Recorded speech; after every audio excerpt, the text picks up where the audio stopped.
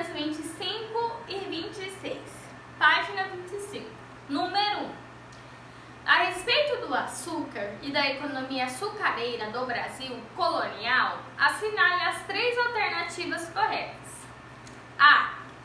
Na Europa, o açúcar era utilizado como remédio, iguaria, especiaria e até mesmo como presente de casamento. Sim, verdadeiro. B. A cana-de-açúcar é uma planta nativa do Brasil. Não. Aqui a gente já encontra o erro. Ela não era nativa do Brasil. C. Para estabelecer a infraestrutura necessária para a produção do açúcar, Portugal estabeleceu uma aliança comercial com os espanhóis. Não. Foi com os holandeses. D.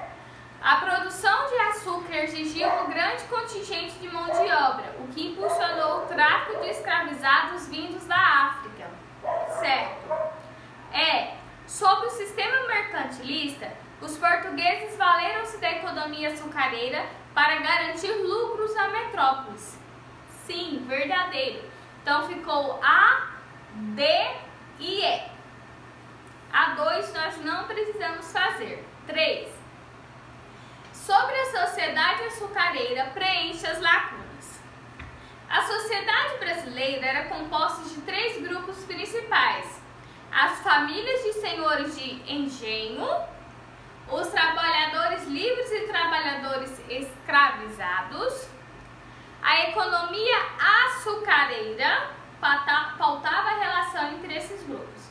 Os senhores de engenho detinham os poderes políticos e econômico, pois eram donos de terras, dos meios de produção e da mão de obra. 4.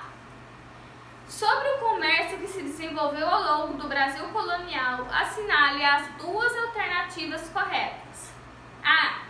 Na colônia, o comércio interno era totalmente voltado à compra e à venda do açúcar. Não, também tinha a venda de escravizados, né, e outros produtos. Então, é falsa. B. Na colônia, desenvolveram-se atividades de artesanato, agricultura e criação de gado. Sim, verdadeiro. C. A criação de gado contribuiu para a ocupação do interior do território brasileiro. Sim, também verdadeiro. Então, ficou B e C. Próxima página. Página 26. Vamos lá. 5. Leia o texto a seguir, depois faça o que se pede.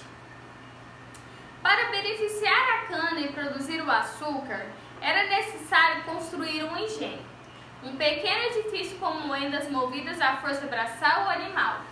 O líquido obtido com o esmagamento da cana era levado ao fogo em grandes caldeirões de ferro, onde era fervido até secar e permitir a produção de diversos tipos de açúcar.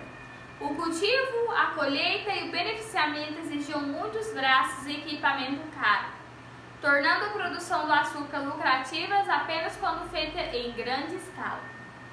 Daí o predomínio da grande propriedade, pois os pequenos produtores só conseguiam sobreviver transferindo a etapa da transformação da cana em açúcar a um grande senhor de engenho, ao qual pagava uma porcentagem variável da produção. A. Sublinhe uma passagem do texto que faça referência ao sistema de produção instaurado no Brasil colonial baseado em monocultura, grande latifúndio e mão de obra escrava. Então vocês vão pegar um lápis ou caneta e vão riscar a partir desta palavra. O cultivo, aí no segundo parágrafo, o cultivo, a colheita e o beneficiamento exigiam muitos braços e equipamento caro, tomando a produção do açúcar lucrativa apenas quando feita em grande escala. Daí o predomínio da grande propriedade. Só até aí, certo? B. De que forma o texto está relacionado com a presença de africanos escravizados no Brasil? Bom, de acordo com o texto, né, o cultivo, a colheita e o beneficiamento exigiam muitos braços. Então, De acordo com o texto, o cultivo, a colheita e o beneficiamento exigiam muitos braços. Neste caso, a opção portuguesa foi optar pelo uso da mão de obra escrava. 6. Analise a imagem a seguir.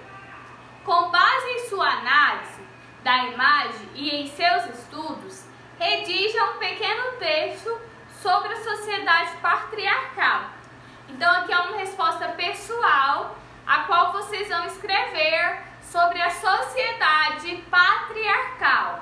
Vocês vão, na verdade é um pequeno parágrafo, né? Porque o espaço aí é curto, e vocês vão falar como que era a sociedade patriarcal, certo? Questão 7. Os festejos foram parte fundamental da sociedade colonial brasileira. A seguir estão listados alguns dos mais importantes. Faça uma pequena descrição de cada um deles.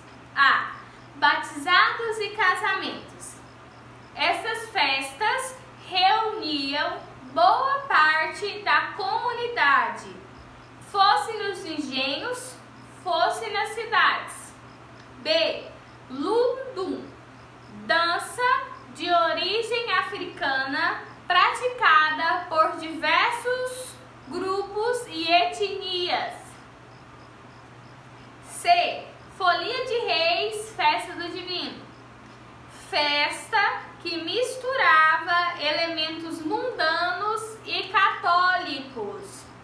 Ela consistia em uma procissão com músicos e cantores que carregavam bandeiras representadas pelo Divino Espírito Santo.